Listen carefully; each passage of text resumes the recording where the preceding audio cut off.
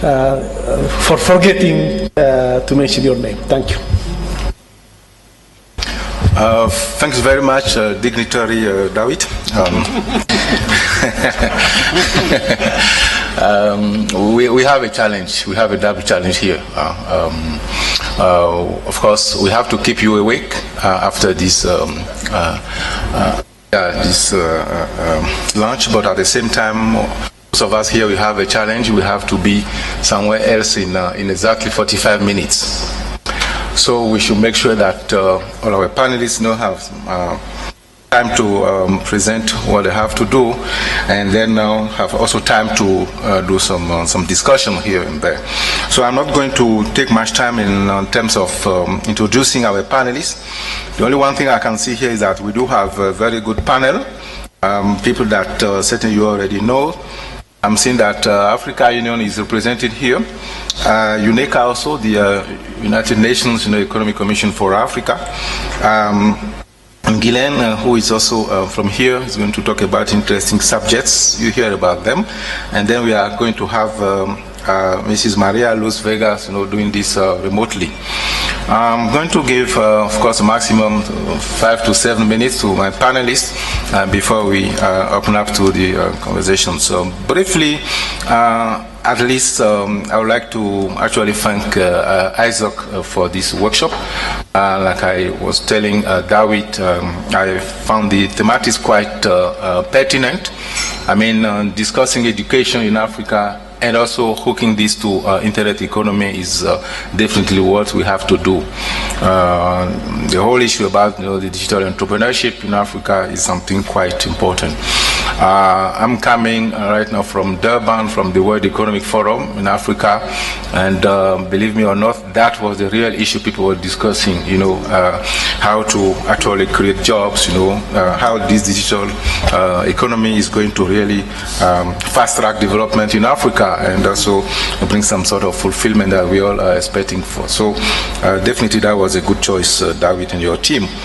We will certainly collaborate on this. Of course, we've gone through the Africa internet economy. Today we've seen what are the issues, and then we've seen the successes. And I think time also has come to talk about the future. What are the perspectives? Where are we heading to? With that, we do have a few people that are going to tell us exactly how they see the future of the internet economy in Africa. I would like to call upon Moctar Yedaly, whom you all certainly know about, and he's going to tell us about what the Africa Union actually think about this, especially when you know that Africa Union has a plan, and it has a plan that is go all the way to 2063, I think. And one of the young guys there in Durban was saying, why are you guys waiting till 2063? You want it to happen now. So, Moctar, it's up to you.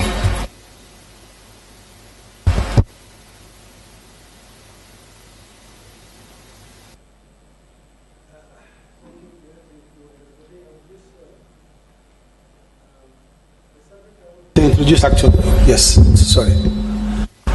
The subject I wanted to talk about is actually one of the most current items from the Agenda 2063, because specifically we see that the transformation of Africa go through the digital economies and the collaborative economies. The subject is very vast and very big, and I'm asked as Pierre David guidelines that I have to stick on 7 slides, 7 minutes, and I have my answer to him, this is too little, my brother. But anyway, you may heard something here, something very provocative, and listener and viewer participations and listeners is very advised. As you certainly know, all the human being and social organization were in framework were set up to produce goods in general. Those goods at this point of time were always thought as something very tangible. But with the digital revolution, we are now coming to a new concept which is intangible, actually, goods. Our economy is shifting from tangible to intangibles, shifting from physical goods to digital goods. and from firm, specifically firm-based network to network-based companies.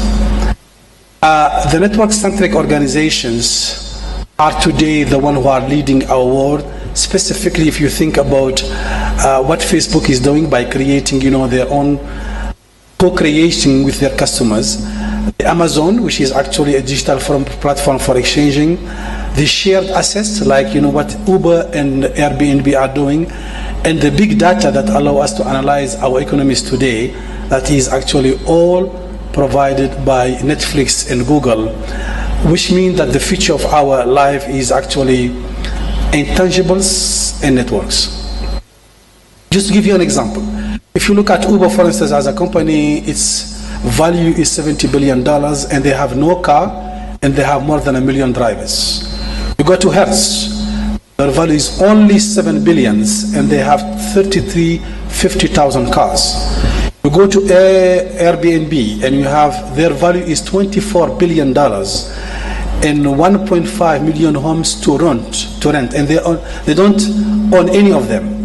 Starwoods has a value of $12 billion, and they have 1,270 houses plus to be rented. You go to WeChat today, the value is $45 billion, 65 million users, and 0 miles of infrastructure at all.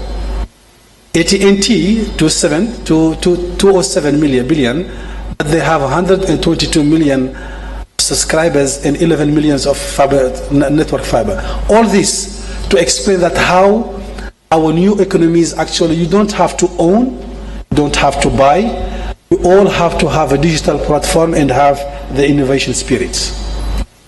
The African Union vision mainly is oriented toward an integrated, prosperous, and peaceful Africa driven by its own citizens, and I underline, own citizens, and representing a dynamic force in the international arena at all.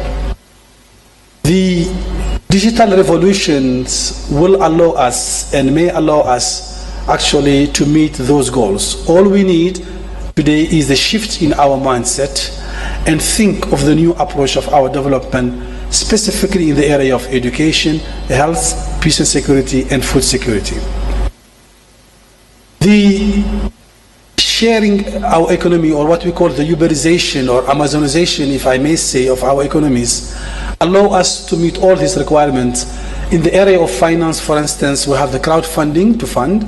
We have, and they have provided a lot of success. Specifically, the crowdfunding today is providing $1.8 billion, and Zopa in UK is actually going from 6.5 billion, etc., in just lending for those projects that are very innovative and creative. The local renewable energy, today everybody can be the producer of that energy thanks to the smart meters, thanks to the 3D printing, etc., etc. The knowledge is being democratized by patients like me, MOOCs, etc., etc. Africa may think that this is too much for us. It's not our concern. This is something that far away from us, and we have more things to do and more issues to address than just start looking at those digital platforms and so on. But I need to just to let them know that investors, capital ventures, customers, revenue and affinity today, and all talents are oriented toward establishing a network organizations and network economies. Research, white papers, prognostic all indicate that the future is actually the shared economy. It's all about network, it's all about leadership and visionaries. If we change our mindset and start thinking digital, if I may say, we will be changing our situation and meet our requirement in terms of integration of our continent and development of our continent. Traditional leaders ask what their organization can provide, but network leaders ask what value their customer and people and other things can bring to us. Traditional leaders think they are operating at full capacity, but the network leaders see the world differently and full of potentials and opportunities. The African online market can be done easily. We have all what is needed. We can We have the infrastructure is being built. What we call the infrastructure is in march without emulating anybody today. Talents are there. The challenge is that we haven't yet grasped the opportunity that digital economy is provide to us. All we need to now is to address the issue of cross-border and issue of regulations, policy and regulation, and specifically above all the matter of cybersecurity. In the future, before finishing, the internet development in Africa, again, is all about leaders, innovators, and entrepreneurs. As you may certainly know, the history of internet has shown that the internet phase 1, ARPANET, was about military. Leonard Clark was there. Internet 2 was about and for academia, and you have Bob Khan and Van Cerf. Internet 3 was all about access for public, and that Al Gore was there. Internet 5 or 4, maybe it's the Internet of Things, Internet of Everything. Is it a digital platform for socio-economic development only? Is it a space for cyber war? Is it a combination for all above? Africa so far is a passive user, net consumer of the internet, and Africa is probably already colonized, digitally colonized. The future again is the role of Game of Thrones. And this is the win, you win or you die. Africa will be part of the internet or will end up dominated. Again, are we really or already digitally colonized? We need an Al Gore for Africa. Thank you very much.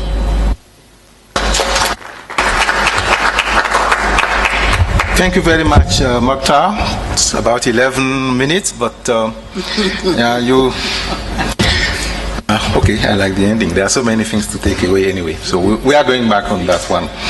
But it's quite a revolution, I think. So is Africa digitally colonized? We'll respond to that later on. So the next one is going to be Ms. Aida Opoku-Mensah, who is quite well known as well, working with the United Nations Economic Commission for Africa. Doing so many things, but especially advising on SDGs, which is the Sustainable Development Goals. Now she's going to tell us exactly how they see Africa featuring in the upcoming, internet economy, and how we'll be faring vis-a-vis the Sustainable Development Goals. With that, Aida, please. To go next, you just press. Okay. Thank you, Pierre. Have you finished? Sorry, I can. Okay, thank you very much. Good afternoon, everybody. Mine is really to look at the role of ICTs in the SDG implementation. As you all know, in 2015, the heads of states during the UN General Assembly adopted the Sustainable Development Goals. Right now, there's a lot of emphasis on how this will be implemented. And ICT becomes a very important catalyst for SDG implementation. So far, the work that we're doing with a number of member states, we are realizing that if we are going to upscale in areas of health, education, financial services, talking about the internet economy, then ICT has got to be absolute key in this. So ICT is a catalyst for the Sustainable Development Goals and its implementation. ICTs is also very important in facilitating the means of implementation, which is namely the finance. And in current development discourse, we're saying that Africa needs trillions and trillions of dollars if it's going to implement the SDGs to make a difference for economies to be transformed. And a lot of African countries are saying that's all well and good, but where is the means of implementation, namely the finance for our development goals? And ICTs has become a very central discussion within the whole financing for development, as well as the science, technology, innovation. And in fact, next week in New York, the UN Science and Technology and Innovation Group are meeting to advance these discussions. And ICTs also becomes very important in the so-called data revolution, which is going to accompany the SDG implementation. That is data monitoring and follow-up, and as well. And there is an ICT indicators for SDG network that has been created. When you look at the entire 17 goals that of the SDGs, the ICT has a role in each and every one of them. And whilst a lot of emphasis has been on education, because the theme for this meeting is on education, if you take SDG 1, which is to end poverty, ICT is something that needs to be used, such as if you want to reduce poverty, one of the things you have to do is to use ICTs to improve productivity amongst the millions of African people, amongst all the farmers. You provide them with better opportunities through ICTs for them to be able to move out of poverty. If you take hunger, which is SDG 2, zero hunger, it's imperative that farmers get access to credit, they get access to new technologies, they get access to new markets. And here one can talk about how the internet economy can be of benefit to farmers and agriculture. If you look at health, again, health innovation has become a big issue in Africa. It's, they're looking at all mechanisms with which health can be accelerated. But just looking at information and diagnostic services alone and the role that ICT can play. I've already alluded to SDG 4, but gender equality again, the whole issue of access, gender empowerment.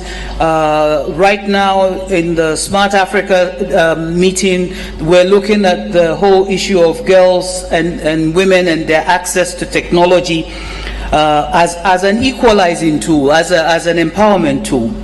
And now when you get into the areas of SDG 6, which is clean water and sanitation, SDG 7, which is affordable energy, SDG 8, this is where the heart of the discussion is.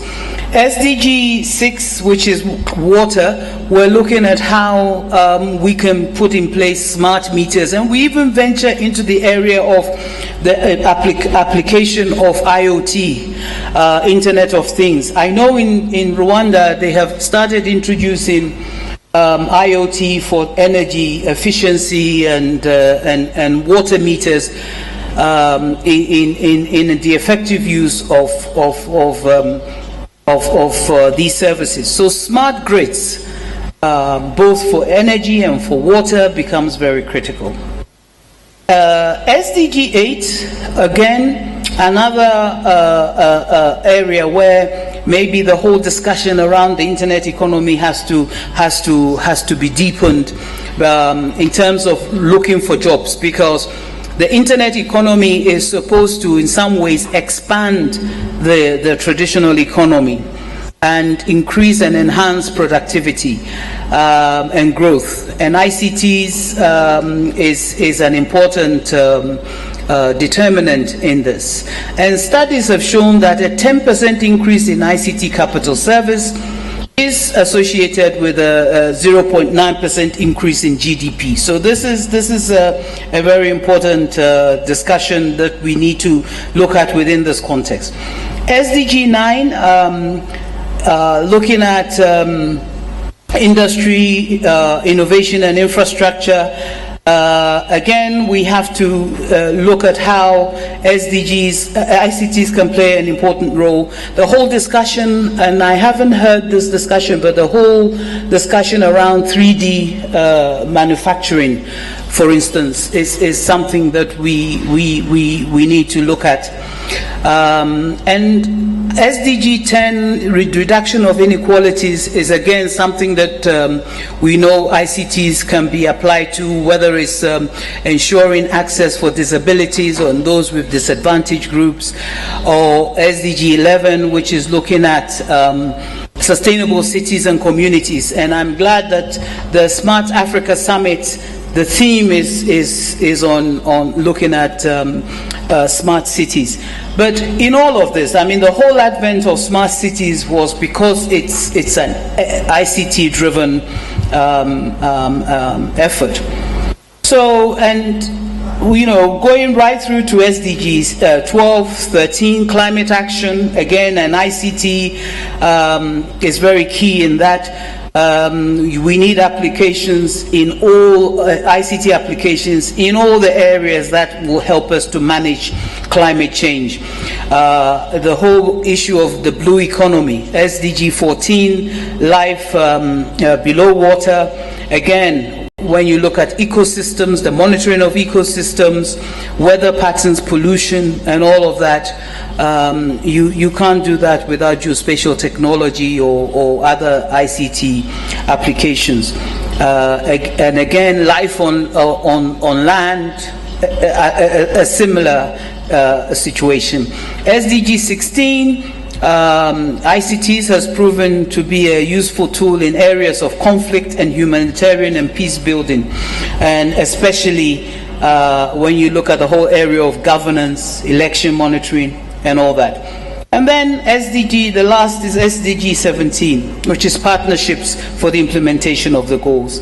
Here, ICT is unique in bringing together the strengthening of partnerships in the implementation of the SDGs. So to conclude,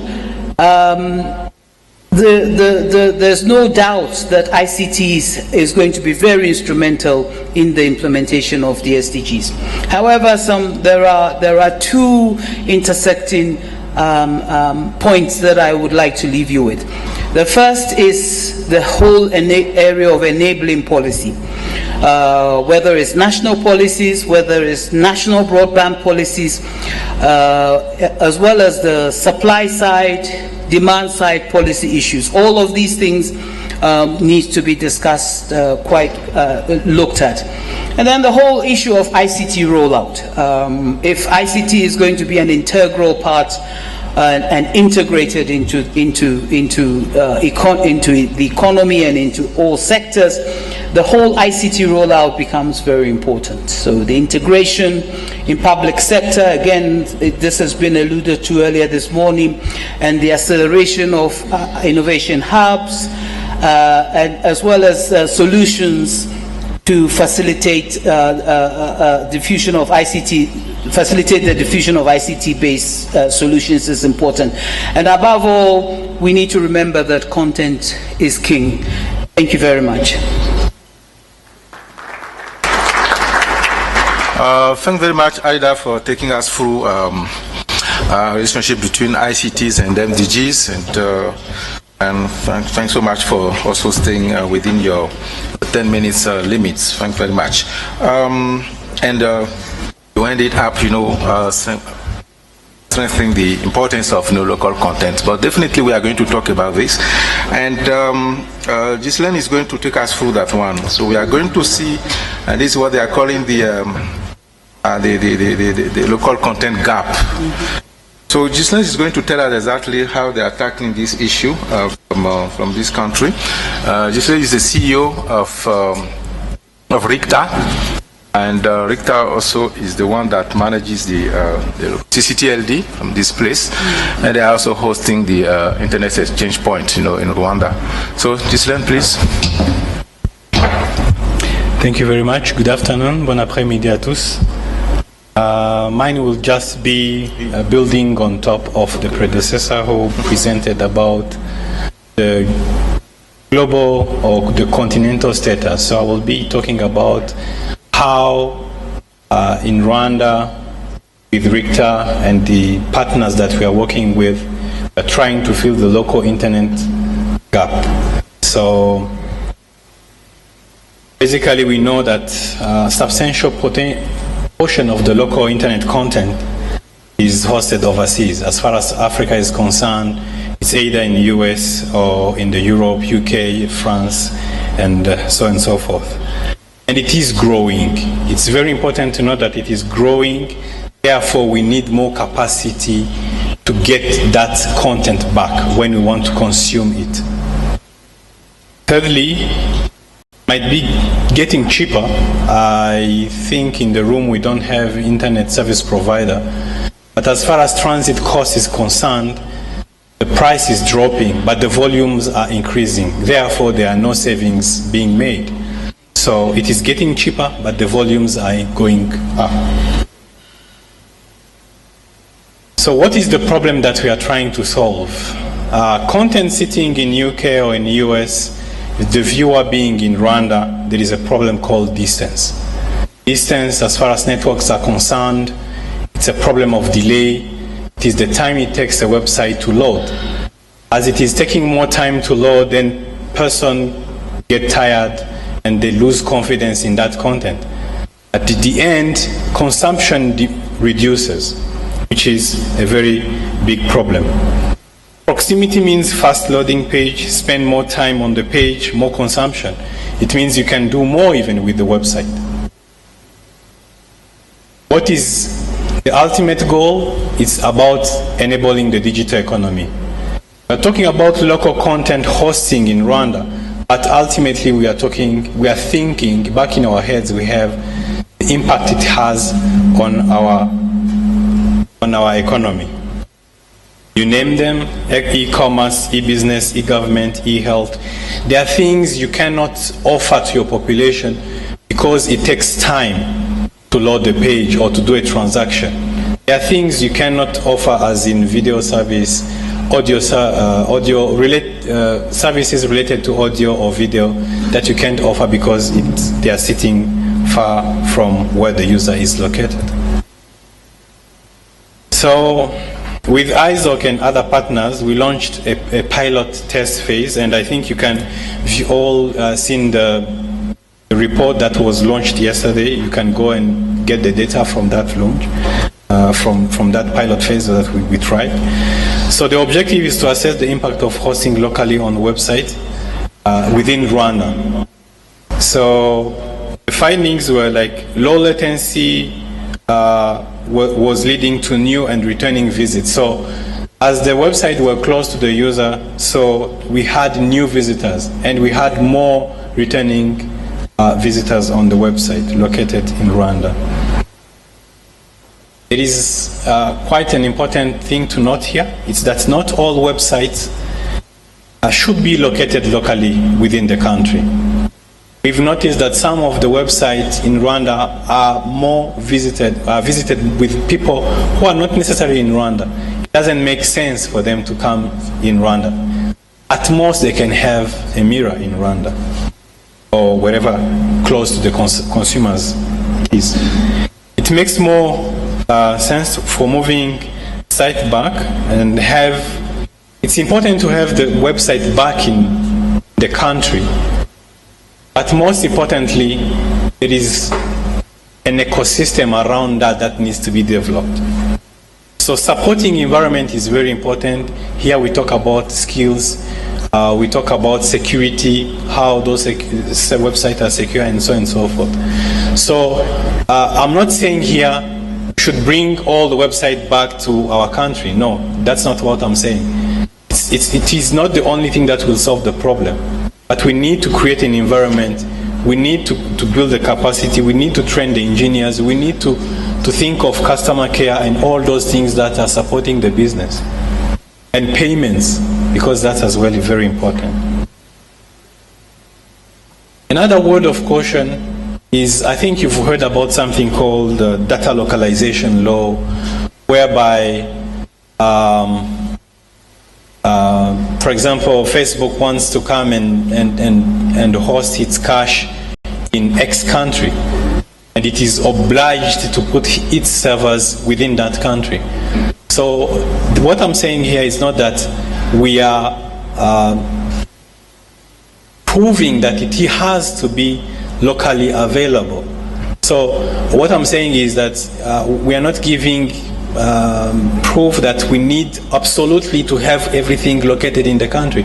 When it makes sense, yes. When it does not make sense, it doesn't make sense. Okay? So this is very important to know. So the roadmap going forward, it is important to elaborate an all-inclusive cross-cutting ICT strategy. As far as Rwanda is concerned, we have what is called a Smart Rwanda Master Plan. It talks about many things: education, e-health, and all in those sectors, ICT is a cross-cutting element and a central element. So it is very important to have an all-inclusive way of working or framework. Starting a conversation. So we started a conversation with the resellers, the innovators, the regulator, the service providers, the policy makers. All those people need to be in one room like this one and discuss. Key stakeholders as far as this project is concerned, internet service provider, internet exchange point, data center operators, web developers, the government, public and private ICT bodies, you name them, being from the civil society or wherever they are coming from. Everybody has to be aligned to this goal. So we are running a project. We've started the implementation. It's called the Rwanda Web Hosting Project. And the stakeholders are RICTA, is the coordinator of the whole project, so we are bringing all the stakeholders in one place. RURA is supporting with input, recommendation, and funding. RURA is the regulatory body of Rwanda, Rwanda Utility and Regulatory Authority of Rwanda. So through the Universal Access Fund, they are funding the project really to make sure that everything is rolling. We have the service provider.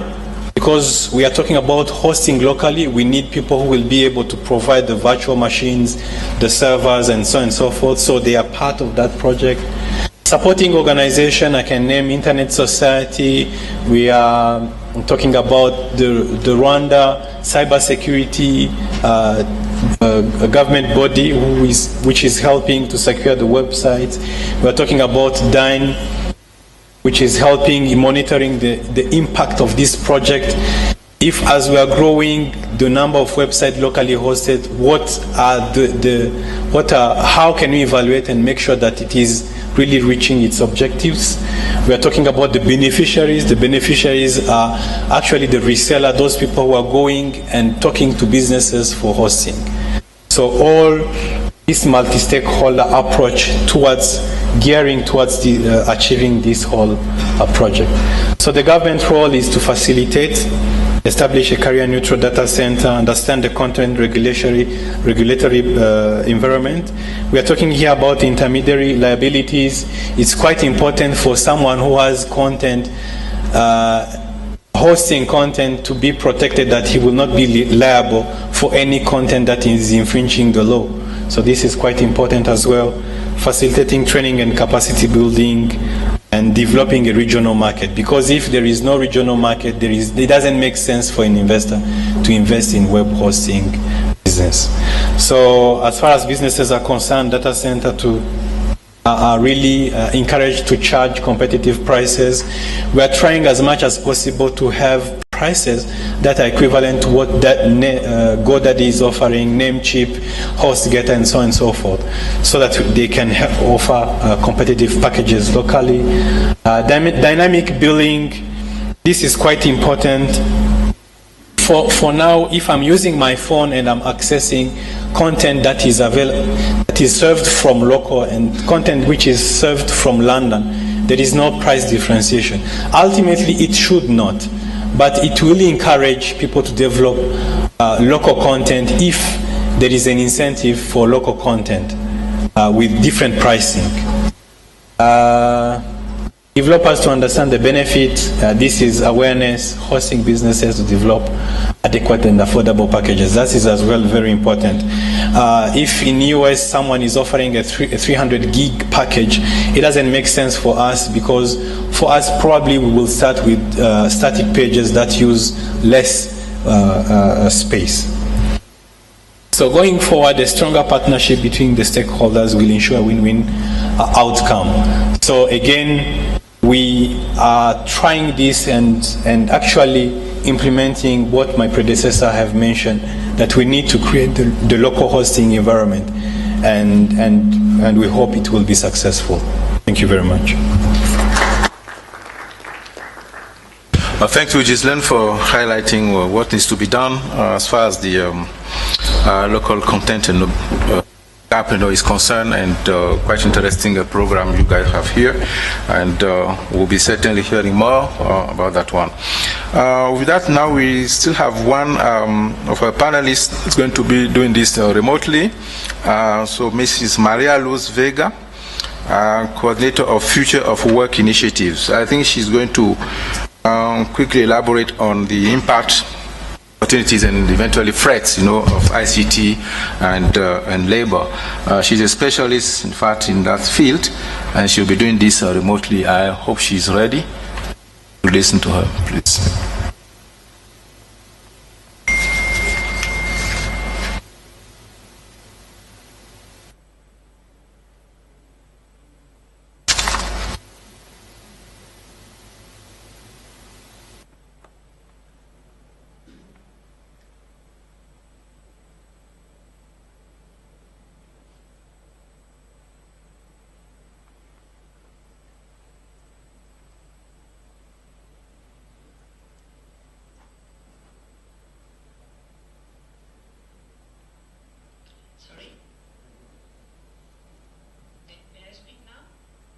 Yes, you are online. That's fine.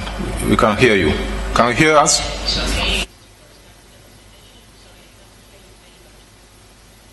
Sorry for that. But Maria, you only have 7 minutes, please, and then sorry for pushing you. It's okay. Wonderful. Okay.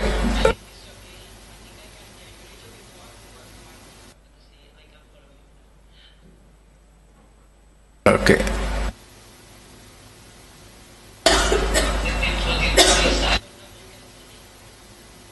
Yeah, we can see you.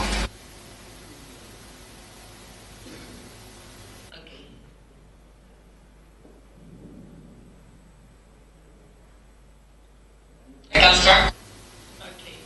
First, let me thank to everyone and also present my apologies and my excuse for not being with you, but we are in a very hectic moment at this time at the ILO, preparing our International Labour Conference, and submerged with I don't know how many requests. I would like to be with you in this important event and to enjoy with you in Kigali, but unfortunately it has been not possible this time. But if at least I can express our interest to be in your discussion with this small and remote use of technologies, I think is already an achievement in some way. I know that I need to be brief, and I have prepared only 6 or 7 slides that are trying to cover in some way which are our main concern about the future of internet. In this case, the social aspect of the use of technologies in the world, and in particular in Africa. Let me first introduce, and they are not the particular slide on this, which is the perspective of Africa in relation to other parts of the world concerning the future of work. And this is not really social aspect, it's more reality. Africa is the unique region in the planet that has a demographic expansion and has, in this sense, a youth population. All the other regions are stuck or they are decreasing in the demographic aspect, and they are already taking into consideration that they will be living around elder or old economy. It's not a question of Africa. Africa has completely demographic drivers, and this is very important when we talk about the future of work. In another aspect, we need to say that, or considering other drivers of what is climate impact has a special effect in the African region. In both sense, could be in terms of drought, in terms of raining, and also in terms of dry. We are suffering, you are suffering particular extremities in relation to the situation of climate, and this will impact any social aspect. Other impact that I think is quite important, also Africa is different to other regions, because if in Europe or in other industrialized countries we are facing now a trend to this so-called nationalism, or in a new terminology, anti-globalization situation, Africa is very open to discuss on inter-regional debates, UEMOA, for example, in Western Africa, or the African Union, and considering that the future of work is quite important. Then, when we talk about the future of work, here you have the drivers of change. We are clearly talking about all these issues, and of course, we will be focusing now in technologies. Technologies is the last of the driver, and in Africa also has some differences.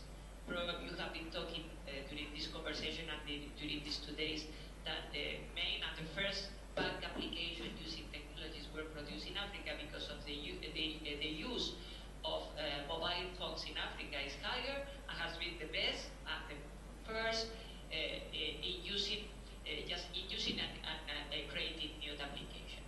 But when we feel, which is the feeling that we have in all this change, world that is changing. Of course, we have a feeling, all the society, including the African society, of insecurity, of instability and uncertainty. How we focus the technology change and the future of work? As I mentioned, we will be focusing on the future of work. There are many opportunities, and there are also some challenges, for not saying fears. On the opportunities, of course, technology change will provide an increase in flexibility, possibility to work in a completely different way, in the way that I like, in the way that I can be creative. And this is the second opportunity. I can be extremely creative. I can save time. I can use my time in a different way. This will allow me also to have a conciliation of life and work. I can be teleworking, with the risk that I can have also teleworking, but at least I can have this possibility and to decentralize the work. On the other side, allows me to have some development. I can study on the web. I can develop myself in internet community. Of course, rapidity. I don't need to explain why technologies are more faster in general. And for sure, the opportunity is the information. We link to this rapidity. For sure, the information will come to us, and we will share the information in a different way. But at the same time, the challenges are really parallel. The flexibility could conduct, and is the problem that we have observed in some of the cases of teleworking, of an overtime. People are not able to deal with the flexibility in the right way, and they are overcharged, and in some ways having longer working hours. They are a lack of control, self-control. People are not trained to do these kind of things, and are suffering this situation that are not the best one. Also, there are a loss of social rights. People are working for platforms. They are not anymore employers. They don't know who is the employers, and they don't know to whom they need to claim for the different rights and social protection issues. Of course, this has an important impact on industrial relation and rights, because union and of course employees association are in a terrible decline. Workers being isolated because of working completely separate and outside of the work, they have not access to the union, and they are living in a kind of limbo of protection. And last but not least, we are serious problems of the use of the technologic instruments, or the technologic tools of occupational safety and health and safety in general. Don't forget that working in front of a machine could bring you to have obesity, depression, and neurological disorders. We cannot prove, and this is from my discussion with the WHO, we cannot prove that there are any radiation or other aspect, but at least their effect on the normal working developments. Of developed a kind of techno-pessimist and techno-optimist relation during the history. I say it's not the first time that we face machine or technology. In fact, there are a mistake in the slide that you can see. We put techno-portism. I don't know, has been a mistake of the spelling. What has happened in the historical approach is the discussion about the use of technologies has appeared since the 50s at the ILO, and with exactly the same approach that we have today. Many experts were telling that machine will destroy employment, there will be a destruction that will be massive, and people will be not able to adapt to these changes. Already in two reports at the ILO in the 50s and the 74, the discussion was held at the International Labour Conference, and what has been proved is nothing has been so clear, and in fact the use of technologies, different use of technologies, has improved at the end the way of working and has created also at the end more employment. It's true that there have been some people that unfortunately lost employment and were not able to recycle, but this is one of the problems that we need to deal with. Of course, the problem of employment creation and destruction is also related with the big issue that we are facing in this particular moment of the incorporation of technologies in the world issues. That I think the different characteristic this time is the rapidity. See, the changes are so quick that it's impossible to adapt. Then the question of the skill mismatch, occupational skill, is becoming extremely extreme. This is extremely related also with education. It's not a question of occupational training. Education should be faced in a different way. The new technology. This is particularly important. On this situation, we need also to work also the technology more correct awareness raising policies. We need to use the capacities that internet provide us to be able to really be like a kind of manual of instruction that will let us know how to deal better with technology. And this is part of education and should be included in whatever we produce, also at the social aspect. For sure, we need to build new policies. First state, as we knew for the last century, is in a situation that is critical. Then we need to create a new program to rebuild this social state, the well-known like Weimar welfare state, to be able to provide the protection to all the human beings, including in particular, for sure, the ones that are included in the work economy. ILO role, I think, is crucial. Don't forget that the ILO role, ILO is the first institution of the system of United Nations. We were created in 1919, and we are at the origin of all the United Nations system, and was built on the idea of social justice, dignity, and for sure peace. Therefore, the ILO role in leading the initiative of the future world is again to conduct with this particularity also that have the ILO that we are tripartite. I say we have not only government, we have also workers and employees participating in equality with equal role. In our discussion, we are able to prepare recommendations that are for sure able to guide the discussion and to provide these social and policy pillars that we need to develop a future and better future world. How to use technologies for a better future world? I think I have already in some way mentioned that we need to use, in particular, to use the technologies to increase the education.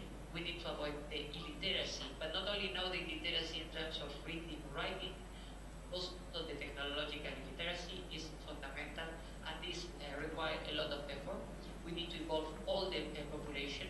Everyone needs to be able to access and to access and to be able to use technologies. At this level, it's also quite important communication in terms of really using communication for the peace, for the social justice, to be able to have clear targets and to have real of what we need to communicate. Working, we are talking about the possibility to be linked like now. I am in Kigali, even if I am in Geneva, sitting in my office.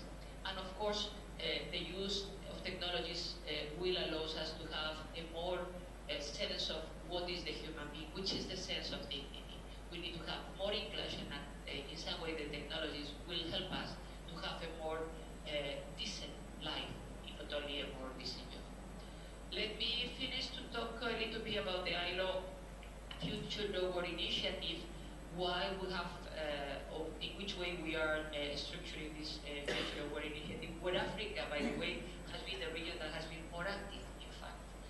Then the Director General has structured this initiative, our Director General, around 4 conversations. The 4 main subjects that he thinks are key for discussion about the future award. The first is work and society, all the sense what means work and the society today. The second one is the decent jobs for all, and you know ILO is promoting decent jobs, and this is what we are talking about, quality and quantity of works. The third one is organization of work, the new forms, the use of platforms, the use of new contracts, the supply chains, or the way that we are living and the world that we are living that is completely different. And the fourth one is how to have the governance of all this, which is needed at the level of governance, how we need to be able to govern this world that is changing at this terrible speed. For this, and in practical terms, the process of the ILO Future Award Initiative is now in due course, and we are finalizing the first phase, that is the celebration of national dialogues. In fact, 2/3 of the country in Africa has developed national dialogues where they have discussed about the important issues of the future award in a free manner. Some of them they have decided to discuss about the 4 conversations, some of them only about some of the subject. I will say in a first approach, because we are now doing the synthesis of all this report, that Africa has been focusing in very interesting subjects, in particular, for example, in the idea of corruption, transparency, of course, demographic, for sure, climate, and also which kind of use of the technologies will be done, how we can use the technologies for having much more inclusive and creative job. I guess around July this year, a high-level global commission that we discussed and will prepare recommendation for the big celebration of our centenary in 2019 will be set up, will be expert for all the regions, a group of very limited number of experts, of course considering geographical balance, but also considering that we are a tripartite organization that will be working for more than a year in thinking which will be the basis for this social pillar that I have been talking about. And of course in 2019 will be the time for the celebration, a centenary of peace, social justice, or aspiration for social justice, and of course of the creation of the United Nations system. I think in a very quick manner, I have been too quick, but I say is what I've been asked to do. I have tried to let you know what we are thinking about the future award in the context of the use of new technologies. Of course, there are much more than I can say, and I hope I can meet you very soon in other events, and we can exchange much more about this passionate issue. And thank you for giving me the opportunity to intervene. Okay, thank you.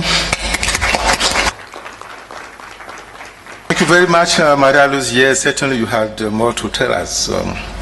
You spent more than the others, but that's fine. You are remote, and that's fine. Okay, with that, I think we still have time for maybe 2 or 3 questions quickly. So we will be taking them, and then, so please, the floor is yours. I'd like to fingers, any question, any contribution? Panelists? I see none. Oh, okay, where there, please.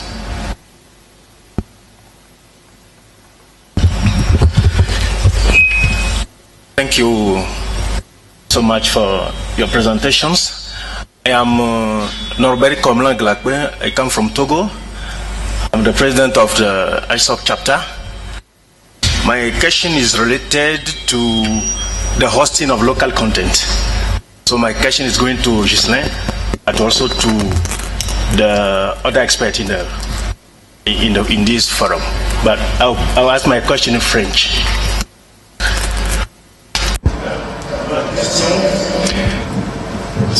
So here's the question.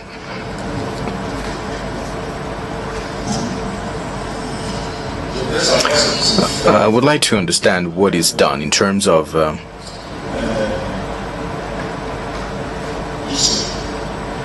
XP in terms of exchange points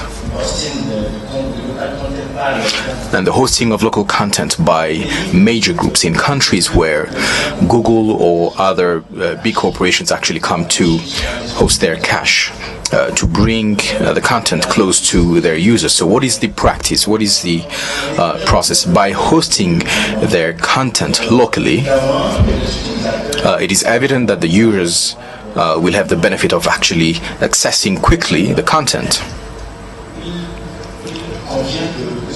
However, we should also understand that in our countries, the local content only represents a very small percentage, and our users use mainly the foreign content, the international content, and therefore the local hosting by these groups will actually use the services that should have been meant for the local content. So are there practices within East Africa or in other regions of Africa to actually impose some kind of a tax to these major corporations when they actually decide to locally host their content? So what's the practice here in Rwanda, in Kenya, where Google has actually hosted some of its cache? Thank you very much. I believe Ghislain will be responding to the question, but if Question to Aida, for instance, on the SDGs, please, you can just put those questions because she and actually myself will be leaving in 5 minutes' time. Sorry for that. Yes, please. It's a very short question for Moctar. You raised a bit the cross-border. Is it African Union has any policy or thinking about all the infrastructure related to the cross-border?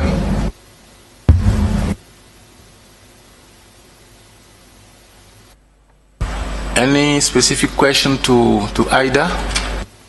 SDGs? No, that's fine. Okay, so maybe we just respond to questions or we finish this row of questions. And our panelists will respond quickly. Any other questions so far? Okay, then Ghislain, then you. Merci Norbert pour ta question. Thank you, Norbert, for your question. The local content indeed is not much significant, and the content that is actually hosted within the country may be insignificant in comparison to the content that is actually hosted outside of the country. But I would like to make a correction here vis-a-vis the perspective that you have in relation to the to Google's content, for instance. If this conference is filmed today and actually put on YouTube now, will the content actually belong to YouTube? I don't think so. It's actually my content. It is your content. It is the African content. However, the infrastructure through which it has passed does not necessarily belong to us. So the ownership of the content when it comes to creation, distribution, so long as it's your vision, the content is actually yours. It is ours. It is just that we may face some difficulties, hurdles when it comes to actually channeling it through the world or finding channels of distribution. Now, what is the practice pertaining to the costing, as you were asking?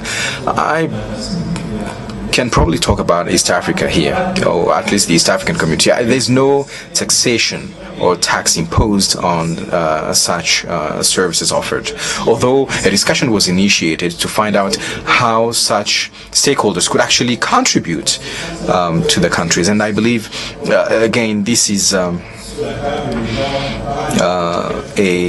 discussion that has been initiated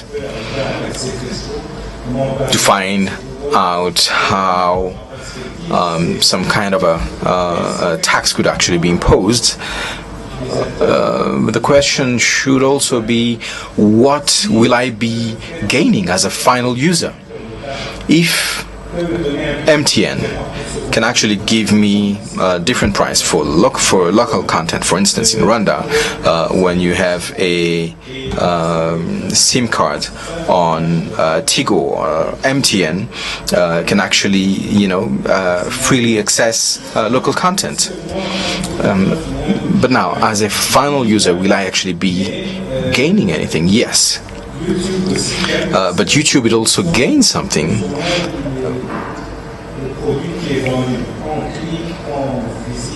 Because every time there's a click, they will actually gain something. So at the national level, I will also gain, because I will look at how much money I will be spending to actually get access to huge channels. I mean, I think this is not a battle that I would actually wish to fight right now.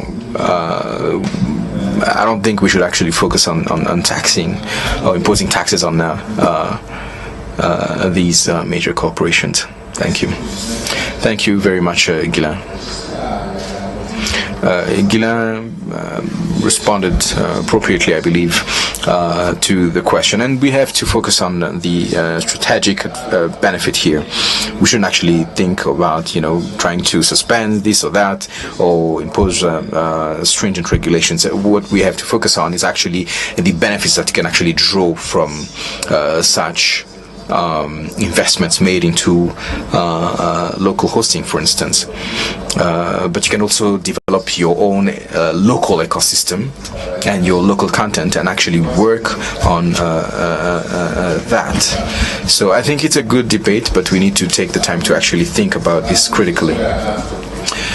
But David is here to still continue this session. I'm so sorry about that, but it was a pleasure, and hopefully we should be still discussing and networking in the future. Thank you. So David, please. Thank you very much. Thank you, Pierre.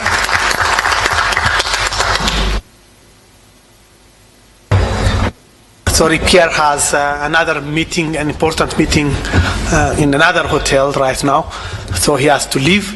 But we have a few more minutes for questions and answers. So please don't forget that Maria-Luz Vega is also still with us remotely, so you can also ask her some questions as well.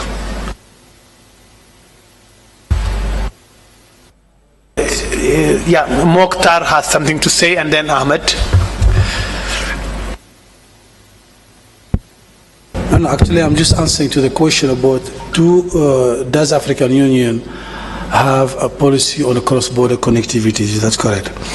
Indeed, we have developed many cross-border connectivities, specifically around the regional internet exchange point systems. However, the adoption and enforcements of those policies still yet to come.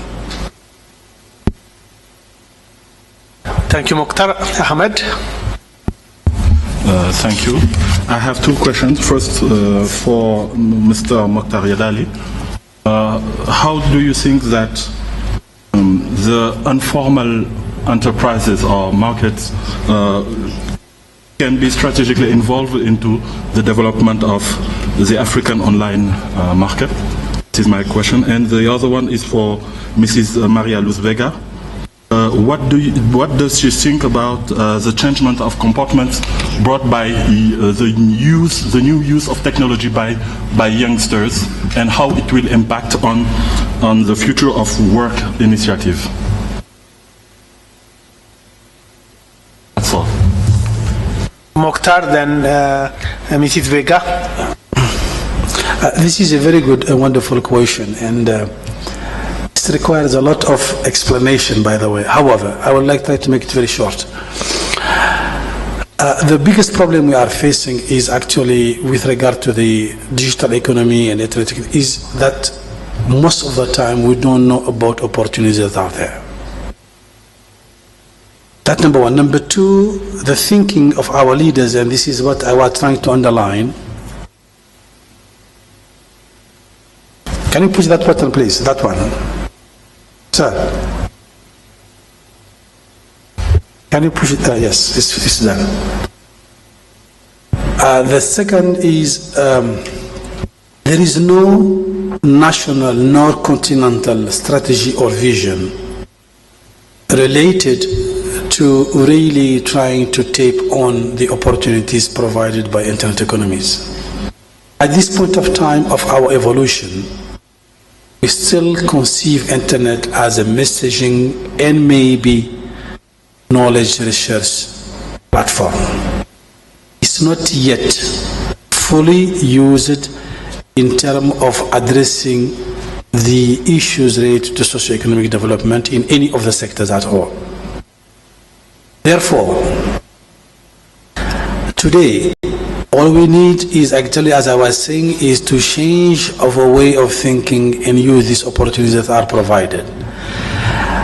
There is a lot of opportunities in terms of the young innovators and startups to get funding, for instance.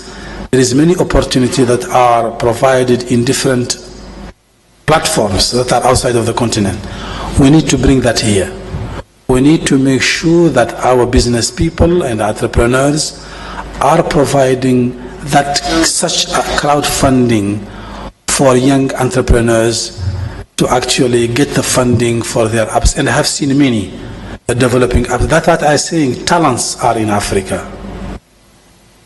Feeding the 3D is in Africa.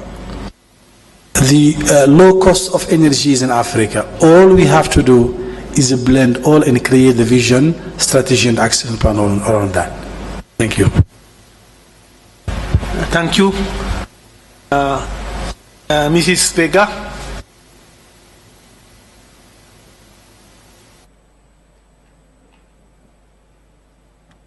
Can you hear me? Maria-Luz Vega. Kevin, can you please Skype her or something?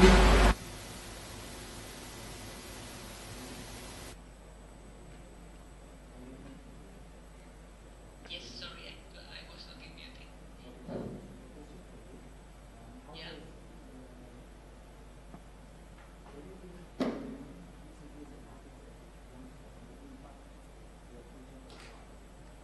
Sorry, could you repeat?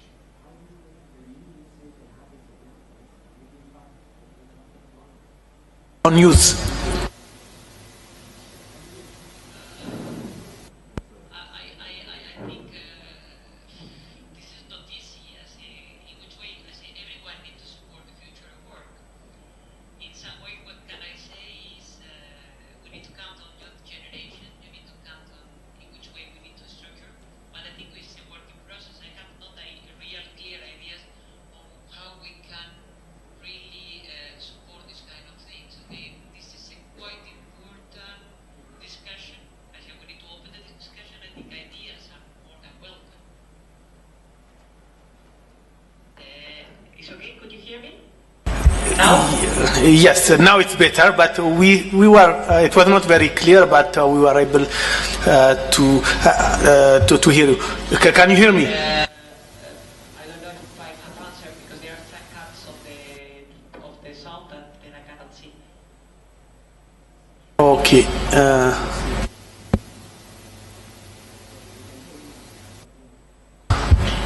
Sorry. Then I have lost a little bit the conductor, but I think we need the discussion. I say we need in particular to have all people embracing and considering what we need to talk on the future of work. We need probably to be sure in which way we can have the different status of the society, and in particular the young people involved in the discussion. And usually the youth that are excluded of the social market are the ones that are the more challenged in all this process. Then we need to have a really broad and arch approach. I'm not sure if I have answered properly. Thank you. I think it's not an easy question, but you gave. No, it's very difficult for this case. I have not really an answer. But I think it's a good start of an answer for everybody, and I think you said it right. We need to have a discussion around that. I think. We need a special action on the youth. I'm not sure which one. Besides to include the youth at the discussion, but not sure in which way, considering that they are the more affected, with more than 40% in some case of unemployment, we can deal with it. Definitely. Thank you very much. I think we can. Yes, Maria-Luz? Yeah. Okay. So I think we can stop here. I'm sure you agree with me that it was a very interesting discussion. We had very good presentations, and I think the discussion that followed were also interesting. Before ending, I would like to thank the presenters and the moderator who has left for the interesting session that we had. Please give them an applause.